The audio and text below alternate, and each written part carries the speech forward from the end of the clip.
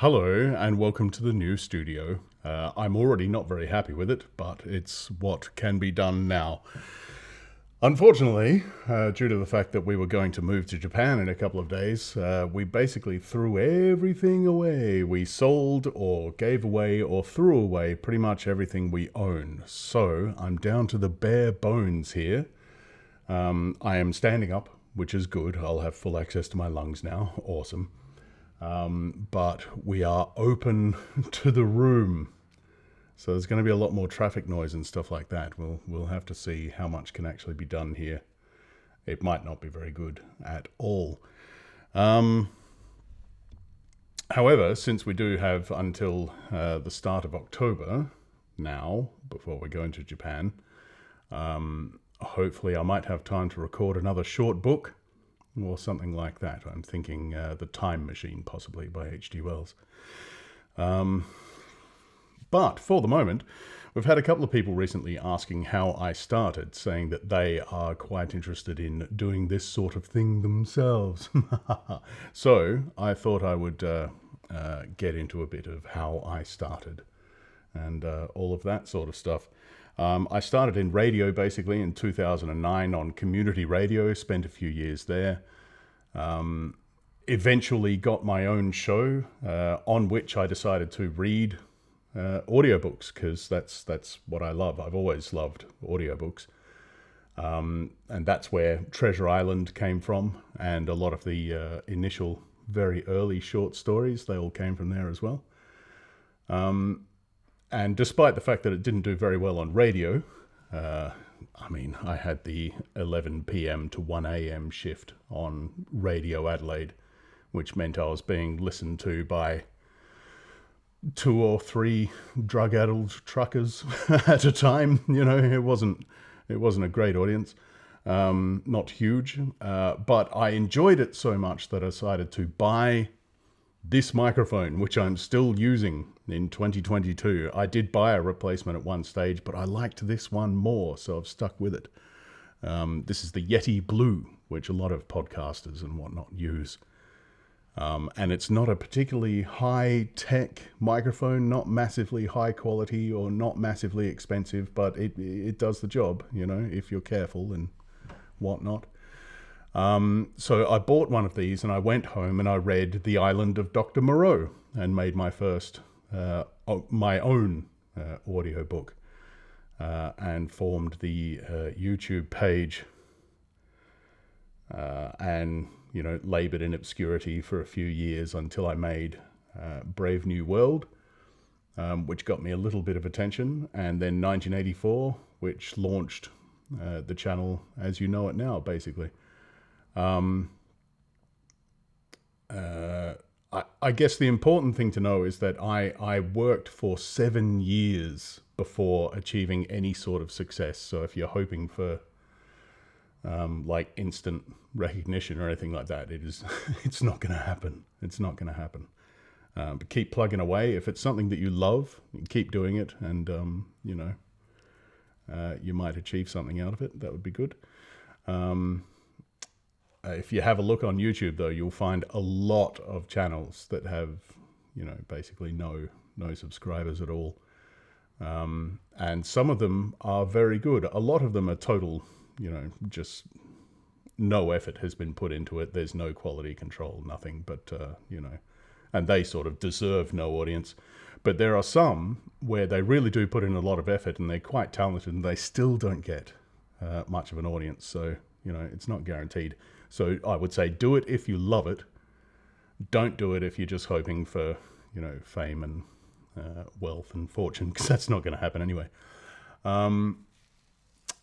Both people recently who have asked about making audiobooks on YouTube have asked about the legality of it. I mean, I have had to hire lawyers, you know, and spend basically half of all the money I've ever made through YouTube. I have spent in the last year on lawyers just defending what I do.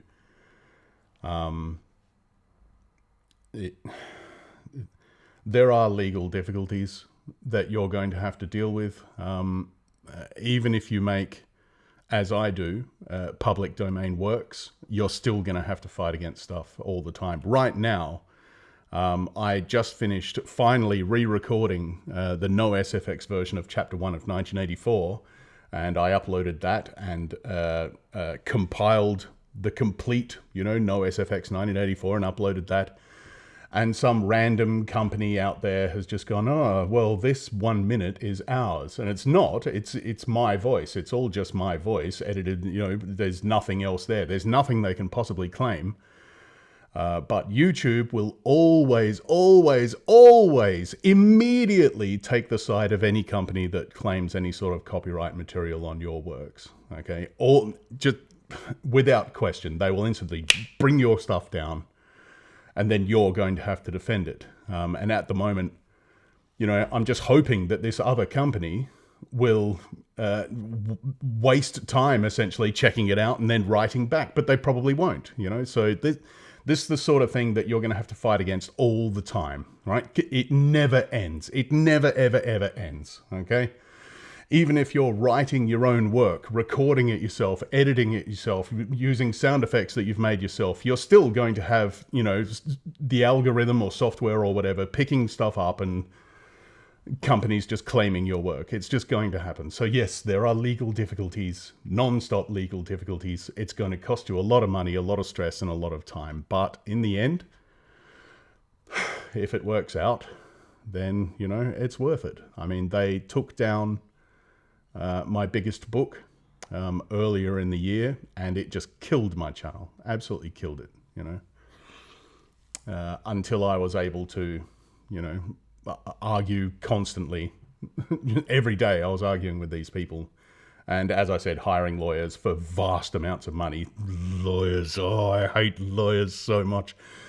And eventually, got my book back up, and now the channel's back. Still trying to get back to the point I was before the book was taken down. So yeah, it's a very stressful job.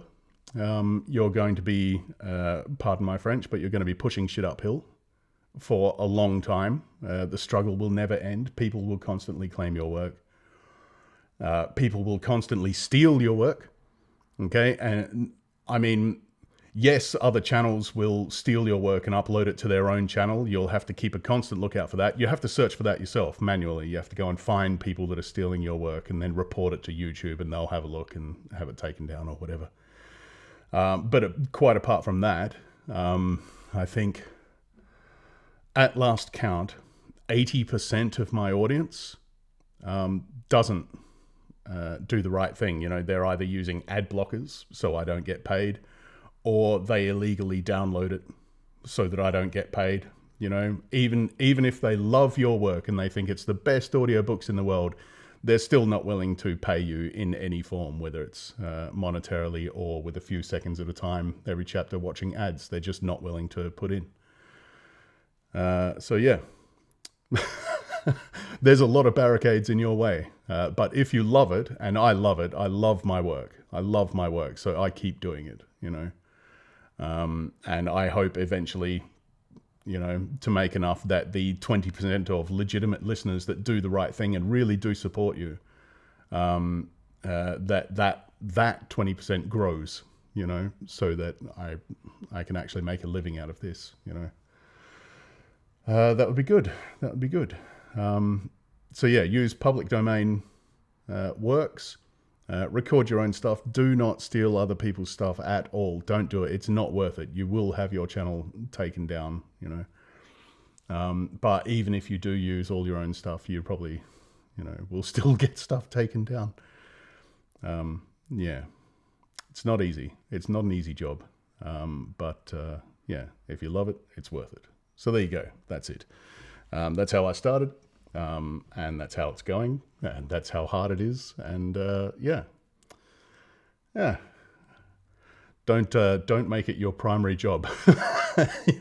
And that goes for any entertainment job. I think, I was an actor before this, and I made a bit of money, but certainly not enough, which is why I worked in, factories and bars and all of that sort of stuff to pay the bills, Yeah. Okay, so this was the first recording in the new studio. Yay. I hope it sounded okay. We'll see how this goes. And hopefully we'll be back to recording more works really, really, really soon. Excellent. Have a good one. Thanks for coming. Bye, bye, bye, bye, bye, bye.